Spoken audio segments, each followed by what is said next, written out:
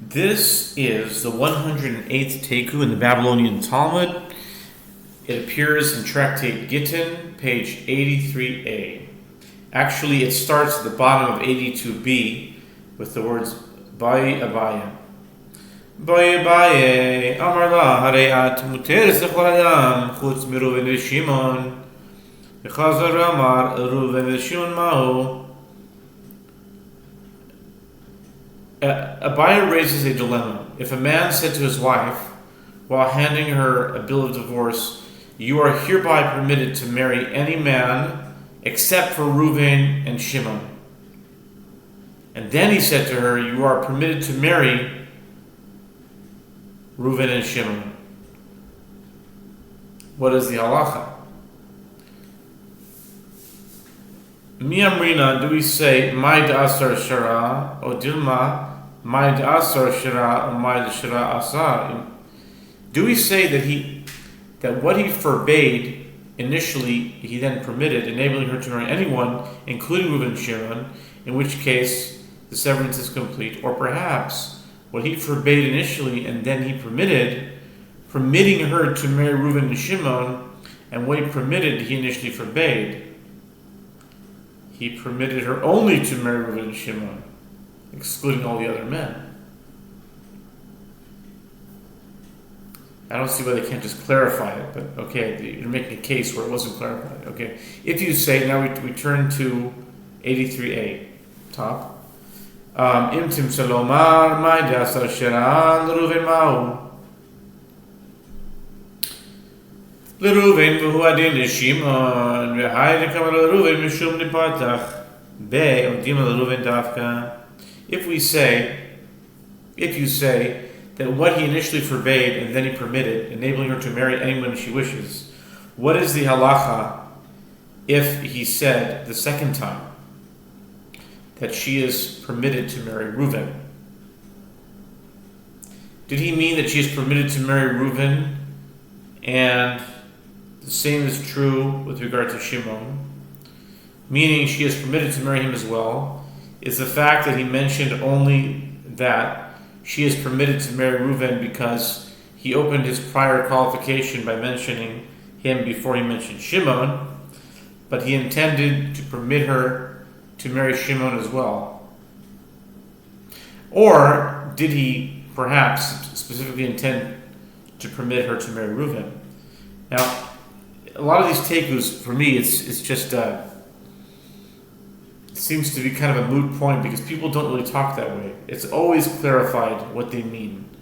So these things will likely never happen, these situations. They're just cases, they're just questions that just stretch your mind, and they're the most unlikely cases. They probably will never happen, but they don't really answer to it.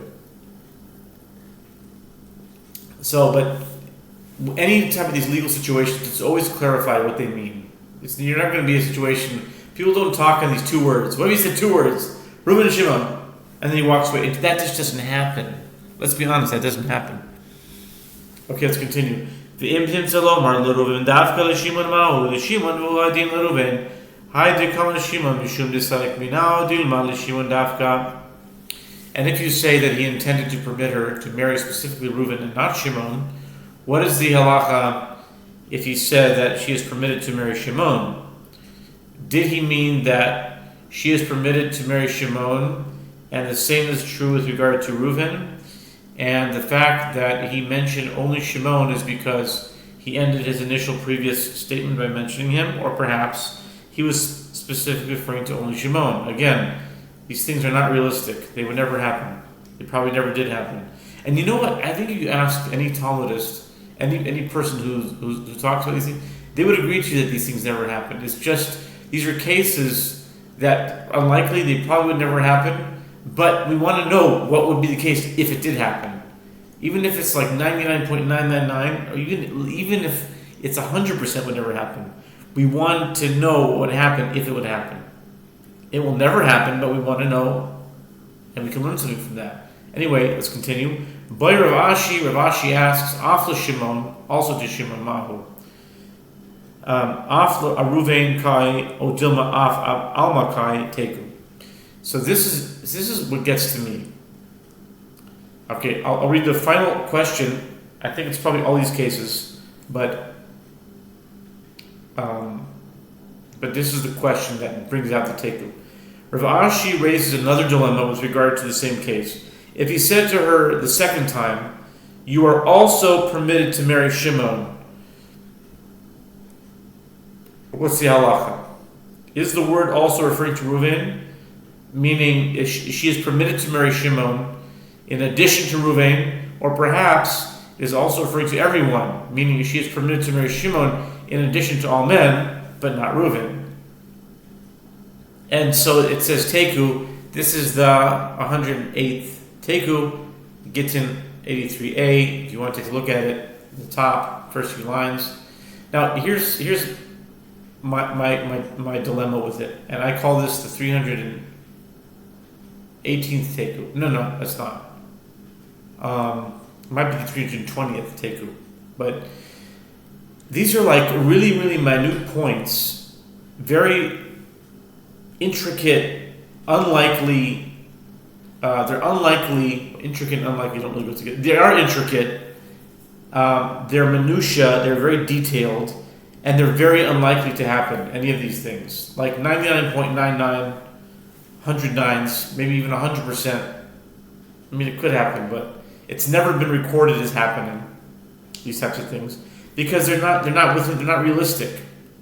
So something that's so serious and so meaningful, like the Messiah coming and Elijah the prophet, and you're spending it on these kinds of things. I think it's sort of I don't know what the word is. It's paradoxical, number one, but it's also, I don't want to get off on a negative bent, but negative angle, but it doesn't seem that's even very respectful. I don't know. It's just me, but like are you gonna go up to ask? Are you gonna, when the Messiah comes? Be honest. When the Messiah comes and Elijah's there, and you can just imagine the kind of atmosphere is there, holiness and glory, and you're gonna go. What if a guy said to Reuven, he wanted to divorce his wife? He said Reuven, but not Shimon. Are you gonna ask the Messiah that? Are you gonna ask Elijah that? Be honest. It doesn't make sense to me. It doesn't make sense to me.